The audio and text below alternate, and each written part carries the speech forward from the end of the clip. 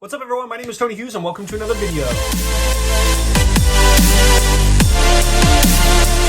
There's good news out there. When we talk about Jesus, good things happen. We've been going on a journey and talking about this question: can Jesus relate to us? Can he relate to you? Can he relate to me?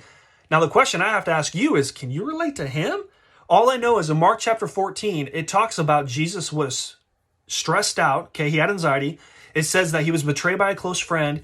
He was arrested and he was physically abused. So there's emotional abuse and physical abuse that Jesus was enduring. Now, the direction we're going to go in is we're going to see a man named Peter, one of Jesus' disciples, and we're going to see how he responds to Jesus because of fear. Now, check this out, because we have to ask this question: can Jesus relate to mankind? So in verse 66, we start our journey. While Peter was below in the courtyard, one of the servant girls of the high priest came by. When she saw Peter warming himself, she looked closely at him. "You also were with that Nazarene Jesus," she said, but he denied it. "I don't know or understand what you're talking about," he said, and he went out to the entryway. When the servant girl saw him there, she said to those around, "This fellow is one of them." Again, he denied it.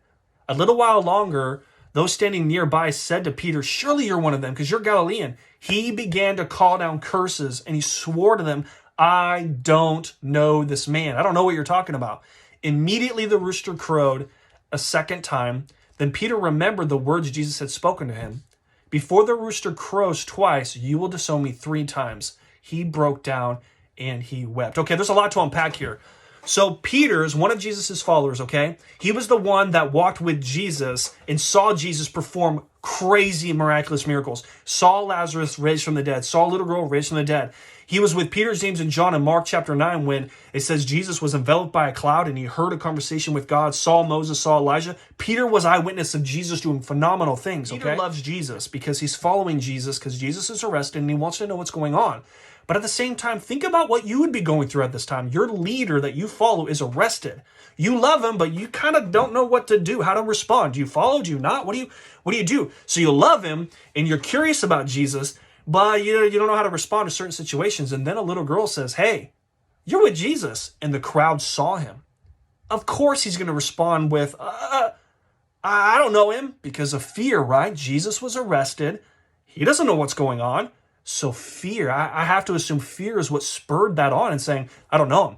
But what's interesting is that he denied Jesus 3 times. "I don't know him, I don't know him." And the last time he said, he called down curses on him. He's saying, "I'm severing this relationship. I do not know who Jesus is." Verse 72, what's interesting, when it's talking about the rooster crowing a second time, and he remembered a conversation he had with Jesus. Peter, before Jesus, the night before he was arrested, he had a conversation with Peter, and he said, "You will disown me." And Peter said, "I will never disown you. I will die for you. I will go all the way for you." Okay, the reason why this is significant was because Jesus said, "You won't. Not this time. You won't. You will abandon me. You will deny me." So when Peter remembered that conversation, he says he broke down and he wept. It wasn't that he was just sad. He was crushed because he did the very thing he didn't want to do. Think of it like this. The last thing you remember about Jesus is you abandoning and denying him before he dies. That had to have been sad for him. Makes sense why he went away and wept. But here's what I want us to think about. Jesus is on a journey and he's getting ready to die. And one of his closest friends and companions denies relationship with him because of fear, because of whatever the case may be. So the question I have to ask you is this: have you ever had a friend that acted like they didn't know you? Was there a time in your life when you were close friends with someone and because of certain circumstance, they changed their mind or changed their posture and attitude towards you? I had that experience. When I was younger, there was a guy that I was close friends with. We were buddies, we hung out, we had a blast, connected with each other, and then I went over to his house one time and his cousins were there.